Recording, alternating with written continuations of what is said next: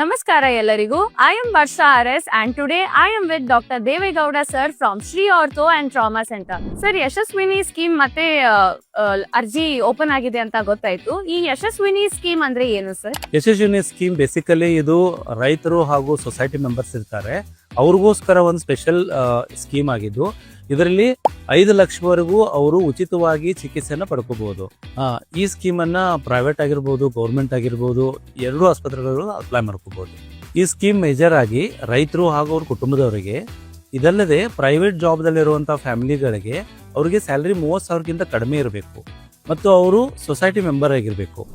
ಸಾಧಾರಣವಾಗಿ ಎಲ್ಲ ವಿಲೇಜಸ್ಗಳಲ್ಲಿ PKPS ಬ್ಯಾಂಕ್ಗಳಂತ ಇದೆ ಅಥವಾ ಸೊಸೈಟಿಗಳಿದೆ. ಅವರು ಅಲ್ಲಿ ಮೆಂಬರ್ ಇದ್ರೆ ಅಲ್ಲಿ ಹೋಗ್ಬಿಟ್ಟು ಇಮಿಡಿಯೇಟ್ ಆಗಿ ಮಾಡಿಸ್ಕೋಬಹುದು. ಜನರಿಗೆ ಈ ಮಾರ್ಚ್ 31 ಒಳಗಡೆನೆ ಇದು ಯಶಸ್ವಿನಿ ಸ್ಕೀಮ್ ರಿನ್ಯೂವಲ್ ಮಾಡೋದ್ರ ಬಗ್ಗೆ ಗೊತ್ತಿಲ್ಲ. ಯಾಕಂದ್ರೆ ಅವರು ಮಾರ್ಚ್ 31 ಒಳಗಡೆ ಮಾಡಲಿಲ್ಲ ಅಂದ್ರೆ ಎಂಟೈರ್ ನೆಕ್ಸ್ಟ್ 1 ಇಯರ್ ಅವರು ಈ ಯಶಸ್ವಿನಿ ಸ್ಕೀಮಲ್ಲಿ ಟ್ರೀಟ್ಮೆಂಟ್ ತೊಗೊಳಕ್ಕಾಗಲ್ಲ. ಇದು ಬಹಳ ಇಂಪಾರ್ಟೆಂಟು.